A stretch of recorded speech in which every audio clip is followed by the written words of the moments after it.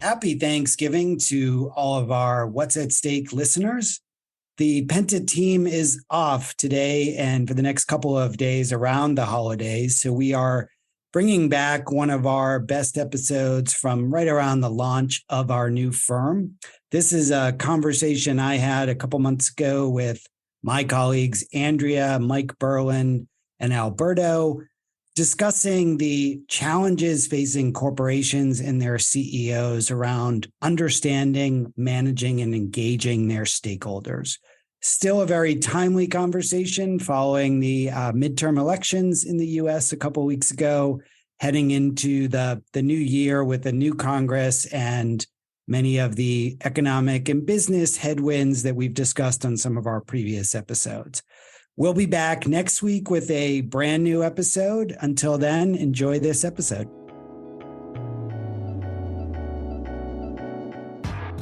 You have companies asking themselves questions.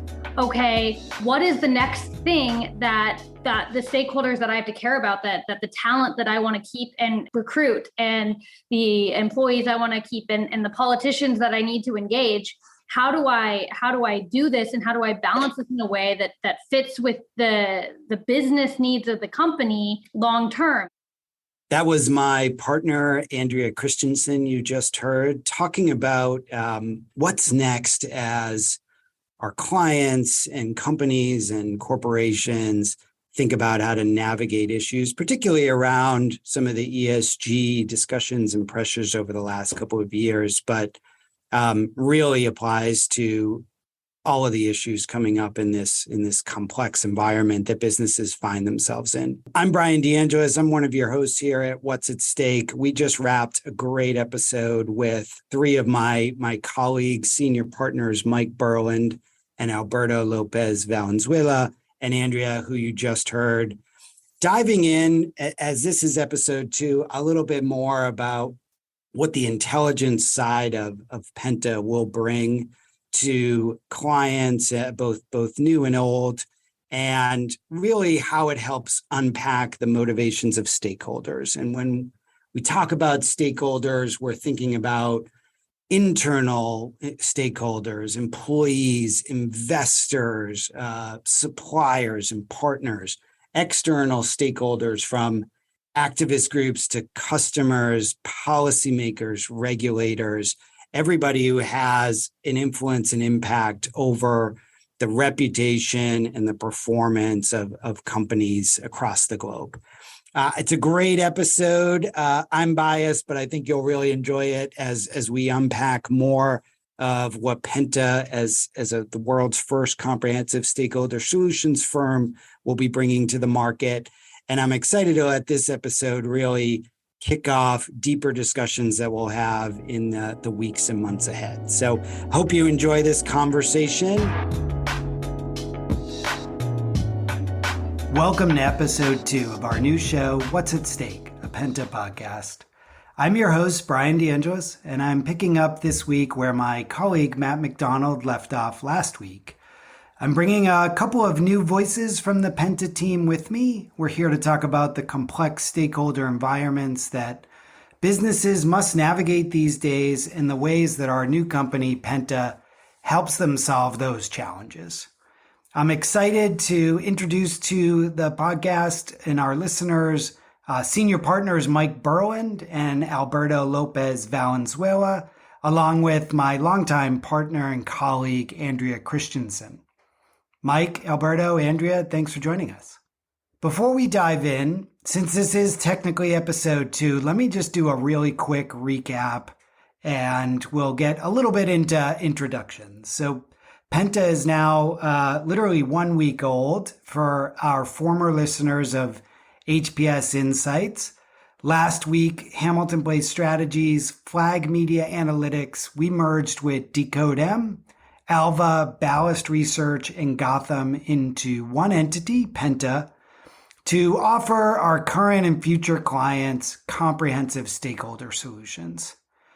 I'm going to start with Mike first. I'd love to have you introduce yourself to the audience, give a little background on your work and what you founded at Decode-M and what you're bringing to Penta. Well, thanks, Brian. Hello to the Penta people. I'm Mike Berland, the founder of Decode M, where we decode data into momentum for our clients to turn into growth. So have been working for the past 6 years and to create a proprietary momentum measurement tool called M Factor, which can measure the momentum of any person, brand, issue that we deal with through social and media analytics. That's great. That's great. Alberto, you've been on the show at least once before, but tell us a little bit about what you started over there at Alva many years ago and the work you all are doing. Sure, great to be here again. So Alva basically developed a dynamic stakeholder sentiment technology, which basically means that we obtain that sentiment by analyzing vast amounts of a wide range of content, and we index about 55,000 companies on real time every day. The indexing actually it's around. We track about 15 stakeholders. We track about 750 issues, and as I said, it's 55,000 companies globally. That data then it's packaged for a set of solutions, i.e. reputation intelligence solution, ESG solution, media intelligence solution. So now within Penta, we'll be able to use that technology also for policy intelligence solution, brand intelligence, and so on. That 55,000 number never ceases to amaze me. It's been exciting digging into that over the last year. Andrea, no stranger to the pod, but want to give a quick hello to all our listeners. Hi, I'm a partner with Penta, formerly HPS. Been with the firm for 8 years. I've done a ton of work on our strategy side, but I've also, for the past 5 years, been directly overseeing our former sister company, Flag Media Analytics. And the goal with Flag was to really provide a solution that we didn't see in the market for media monitoring. And that was a bit of a more bespoke service for our clients that kind of cut through the noise. So you were only getting the news that was relevant and you were getting it before anyone else, so that your CEO wasn't emailing you and saying, hey, did you see this story? So excited to bring sort of the Flag capabilities in with Decode M and Alva. That's really cool. Get it before the CEO gets it. That is the challenge that we all face. Right. Our whole lives. Yeah. Yeah, exactly. Great work.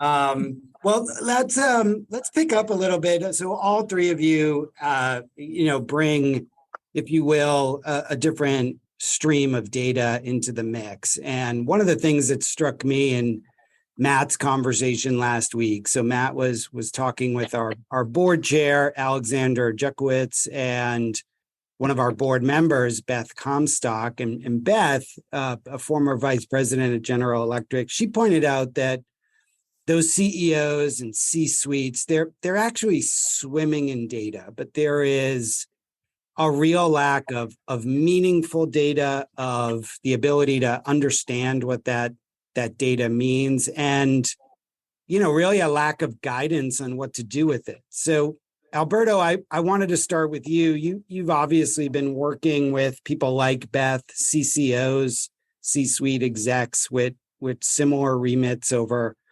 comms and reputation and risk to help them not only see and predict where their issues are going, but to help them inform that decision-making and navigate these issues. So walk us through a little bit of how you've approached each of these products and how you partner with clients to, as Beth was saying, ensure that their data is meaningful data they need to be successful.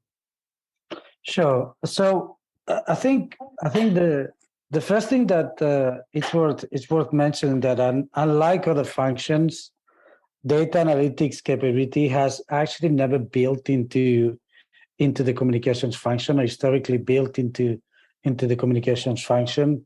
So the lack of the data that actually provides evidence of the value being created, it's a challenge many times for CEOs and CFOs. Mm-hmm. And that linking to value is super important.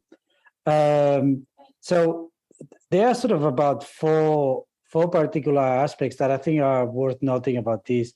One, at times, and I think this is where within Penta we have the capability now and the expertise to support on these four areas. But one is a lack of clarity about what should be measured and why.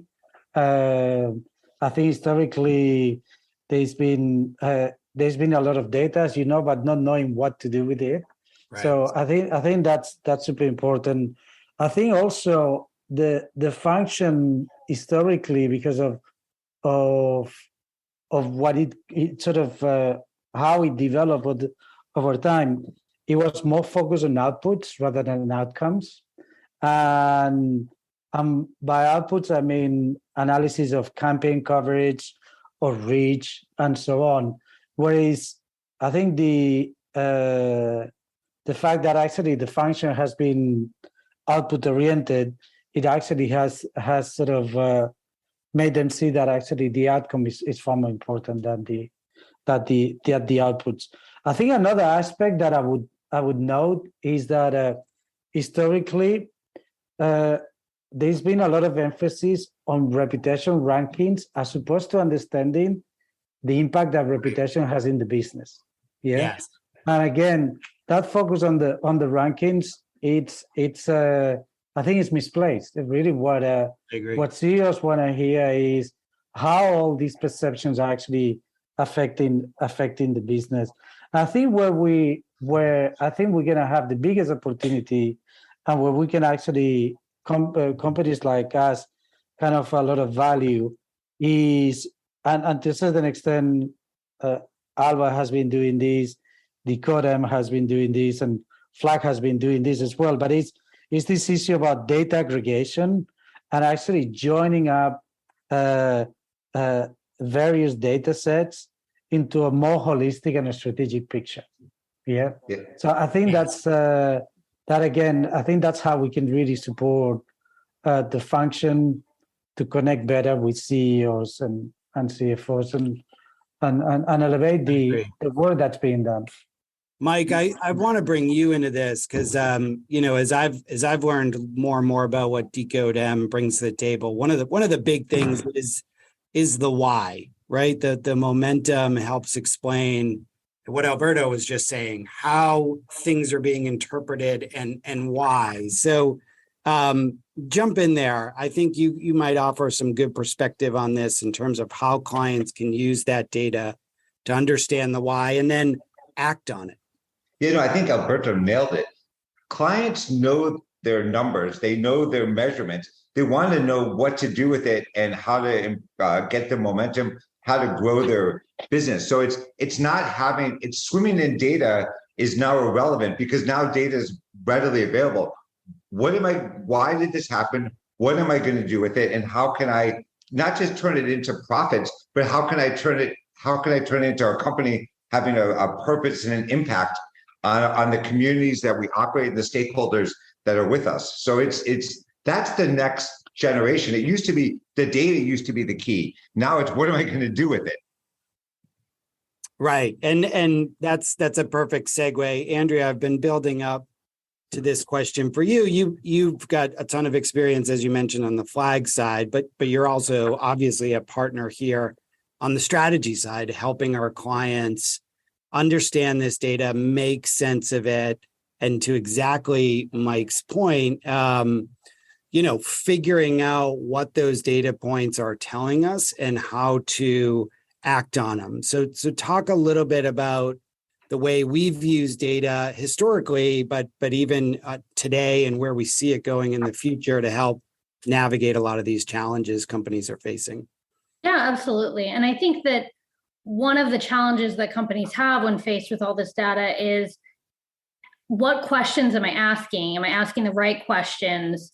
And how can I set it up in a way that the data is going to answer that to give me a clear insight and a clear path forward?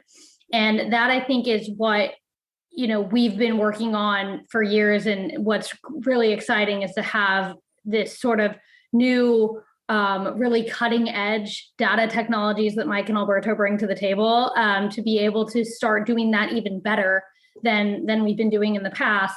And I think that that's really essential. And I think what makes Penta really unique in this sense is, and Alex was talking about it yesterday, he said that there's a lot of fragmented advisors also Yes. across all these companies, and they're all bringing a different perspective to the table, and that's wonderful, right? But what we bring is we can give you the perspective of the people you care about, your customers, your employees, regulators, the public writ large, Congress, right? We have a really unique view of all of the people that you care about. And then also we can help you interpret that and develop a strategy to kind of push the direction you want to go and also help execute it. So it's sort of like every step along the way. That was the design behind Penta, and I think what makes us really unique to use this data in a really effective way.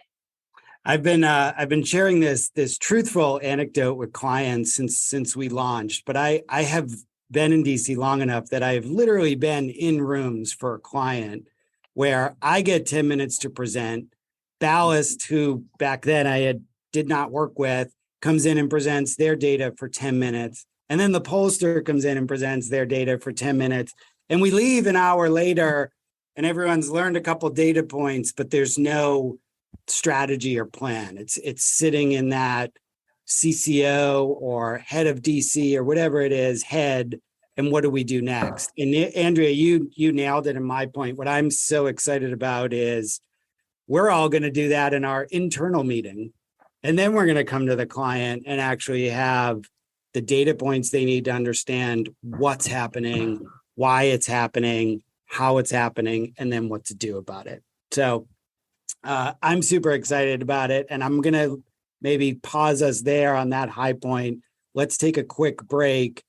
And when we come back, what I really want to do is dig into this a little bit more around the issue of ESG, which we're just facing across clients, and walk through kind of a little bit of a hypothetical, but one we're kind of living every day. So we'll take a quick break. We'll be right back. You're listening to What's at Stake. Penta is the world's first comprehensive stakeholder solutions firm. We are a one-stop shop for the intelligence and strategy leaders need to assess a company's reputation and make decisions that improve their positioning. As executives in the C-suite must account for a growing set of engaged stakeholders, all with distinct, fast-changing demands, Penta provides real-time intelligence and strategy solutions. We work with clients solving complex global challenges across a variety of industries. Our clients span technology, financial services, energy, healthcare, and more.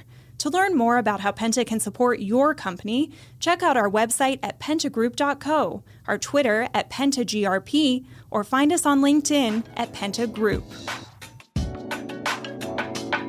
We're back on What's at Stake. I'm here today, episode 2, with our senior partners, Mike and Alberto, and my longtime colleague, Andrea, over on the Penta strategy side with me. We were talking a little bit in the first segment about kind of the different offerings in terms of data and strategy that we are bringing to the table, and what clients are looking for and how we're helping them make sense of it. One topic du jour, if you will, over the last several months, several years, has been ESG, and in particular, kind of the last couple of years as it's become, really a focus for first companies. And now over the last, I would say, few months, it's become a little bit of a hot topic political issue. So one of the things I liked about the last episode that Matt did is he said, we should come with an instruction manual. And I thought, let's give an instruction manual on ESG for our clients, at least in the sense of not how to solve it, but how to use us to think about your own situation. So Mike, I want to start with you, because you all have been doing a lot of work on what you've shared with me off microphone, if you will, as ESG 2.0. So talk a little bit more about what you guys are seeing there and what you've been studying. Well, Brian, I think, look, we first have to go back to what was ESG before ESG. It was called CSR, right? It was corporate and social responsibility. And they were a number of initiatives by companies to sort of demonstrate their responsibility within the society. And then CSR sort of during the pandemic evolved to ESG, right? And we started talking about environmental and social governance issues. And now I think when we come out of the pandemic, we're really seeing, going beyond compliance. We're into ESG 3.0 and really getting into a company's purpose and values. So we're seeing this evolution. And I think the transformation that you said, it's gone from the stakeholders being the corporations talking down to communities, and now it's being community led. So I think that's really what we're onto, and understanding where those stakeholders are now. And Andrea, you're getting a lot of questions on this, as I know I am from clients and others, where they're really trying to understand that last point that Mike said. They've led on a lot of this, but they're now feeling a lot of internal pressure from employees and other stakeholders, certainly external pressure on the political side, and they just have a lot of questions, right? Yeah, and it's interesting because this is all happening. ESG is happening in like a broader kind of change in the zeitgeist that a lot of people are struggling to understand and come to terms with. And so that's where I think kind of Mike and Alberto's work is so important, because you have companies asking themselves questions. Okay, what is the next thing that the stakeholders that I have to care about, that the talent that I want to keep and recruit, and the employees I want to keep, and the politicians that I need to engage? How do I do this, and how do I balance this in a way that fits with the business needs of the company long term? And so there's just questions about, what's next on ESG. I think from an industry perspective, you've seen different industries engage and involve on ESG issues in different ways. And, are there industries that feel like they've kind of missed this issue and that they don't have to engage in it? Well, they probably have to engage in it if they haven't yet. And there's just a ton of questions about what is next, and what should I be thinking about? What should I be thinking about down the road? Because you want the companies to be leaders. You want them to be at the head of things. You don't want them to have to be, following the sentiment of the crowd all the time. And I think that as companies, you want to be the leader. And so you need the information so that you can make the decisions, develop a strategy, and put the processes in place before you're caught flat-footed. Yeah, you're so right on what's next. It's so true in terms of, companies don't want to be reactive. They want to stay in front of it. They also need to understand how long some of these issues are going to last. Is this a political season issue over ESG? Is this something, you've raised this a lot, I'm stealing some of your ideas. Is this something that's going to last into a recession? Is that going to become less of a priority? All of this stuff, I think the data we offer really helps illuminate some of those issues. Wait till you see after the midterms. I think we're going to see, this is going to be the hottest topic for 2023 and 2024, as we've seen the stakeholders now, like you said, employees, voters, it's down at grassroots level, where it used to be top down, it's bottom up, and we are going to be in an environment of a massive shift. Yes.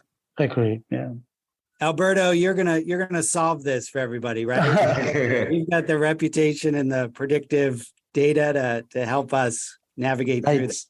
It's a very complex issue, and to Mike's point, it's really interesting to actually observe the evolution of what ESG has become.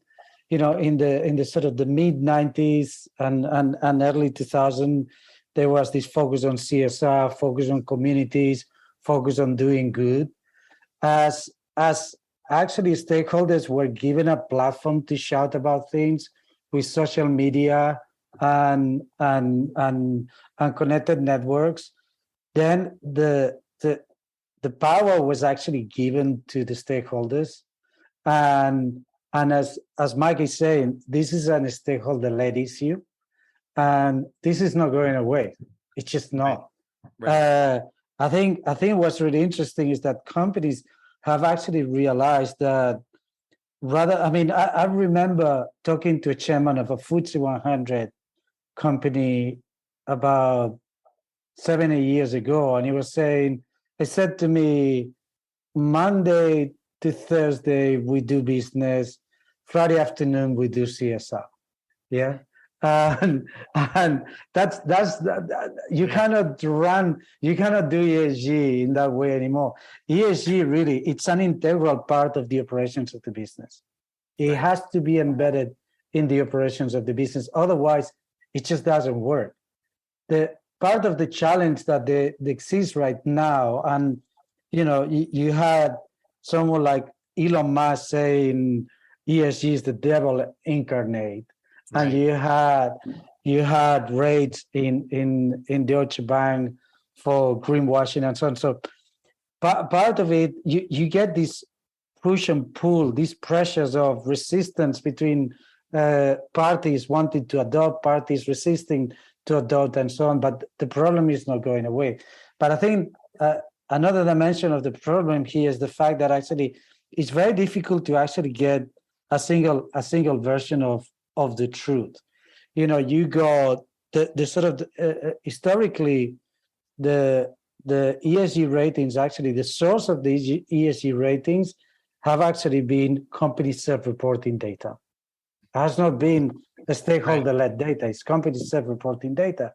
So companies have actually become quite smart to figure out, how do I get a good score, without taking into account what really stakeholders are sort of saying. So I think there's going to be disruption on the whole data side. The whole data market is about 1 billion, and about the biggest rating agencies, they own about 60% of that.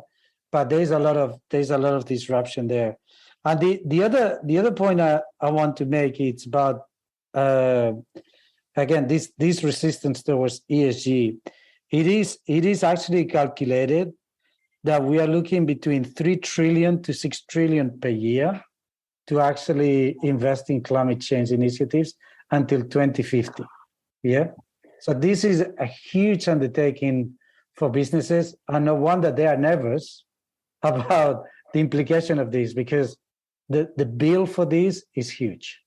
It is. And if I can jump in with a question too, and it's sort of following up on the recession potential planning, and you show a lot of research shows that most people just care about, can I put food on the table? Can I take care of my family? Can I go out to dinner? Can I go on a vacation once a year? Right? The old Bill Clinton, it's the economy line. And so a part of me wonders, if we're in this place where things have been pretty good for most of the developed world for a long time now, we haven't faced, outside of the pandemic, like a sustained deep recession. And so the question that I have is, does stakeholder sentiment change? I think that, Alberto, you're right on. It has to be embedded into the company's business model. And maybe because that effort is happening right now, it will continue to be, even if stakeholder sentiment changes, because I think it's no longer, hey, people are excited that you care about the climate. It's expected. It's the standard. And table stakes. But my question is, like, how does stakeholder sentiment change when they're more concerned about their day-to-day individual well-being? Yeah, well, look, I think what we see is that actually a stakeholder sentiment keeps evolving. Expectations constantly change. Yeah. So what it was innovative 5 years ago, now is table stakes. And stakeholder sentiment is actually affected by the context, but a lot of external factors. So how stakeholders behave during the pandemic is very different how stakeholders behave pre-pandemic and now post-pandemic. Yeah. So you cannot really disentangle stakeholder sentiment from the context in which we actually operate. For sure, I think there's always going to be this push and pull relationship between the company and stakeholders, because actually the stakeholders always want more. To your point around sort of link it to sort of the Maslow hierarchy of needs, going from sort of basic needs to absolutely. I think in times, and we saw that in the pandemic as well. I think what was really interesting is that in times at the early days of the pandemic, people were mostly focused on safety. Safety. They weren't focused on self-actualization. They weren't focused on self-development. They were just focused on safety. Then and that actually made people actually come in much more closer together, care much more for each other, and so on. So I think that society has this ability to adapt to the context very quickly. Yeah, but I think maybe to go full circle here, I think those questions from Andrea and that last point, Alberto, is what is on the mind of every CEO and CCO, and really having that data to understand where are my stakeholders today on this issue? What do they expect to me? To some, I think, incredible work Mike is doing. Where do I have kind of some momentum or street cred or whatever you call it, where if I have to make changes next year because of a recession, or I have to do something different, I've built up some trust and credibility there. What are my peers doing where I can stay, ahead? And then how do I go execute on it? And well, I was just going to say that actually what's undeniable is that actually the need to understand where companies stand in the eyes of stakeholders, it's actually not going to go away. Right. The companies need to actually have that appreciation, that awareness. And because things are changing, the context is changing so much, they actually need to have that intelligence readily available and easy to understand. And as we discussed earlier in the podcast, also understand how that stakeholder sentiment is likely to affect is likely to impact the business and the outcomes that the business is trying to achieve. That's right. Well, I'm gonna end it there, but I'm gonna promise our listeners to bring you all back to talk about this some more. These are the types of issues and discussions we want to have on this new podcast, and I want all of you to be a part of that, as well as some other experts that we're really excited to get involved. But thank you to all three of you, Alberto, Mike, Andrea. I really appreciate you joining us today. To our listeners, thanks for tuning in for another episode of What's at Stake, a Penta podcast. You can find out more about Penta's work and our podcasts at www.pentagroup.co. And you can follow us on Twitter at PentaGRP. I'm your host, Brian DeAngelis. A pleasure as always, and thank you so much for listening. We'll be back next week with another episode of What's at Stake.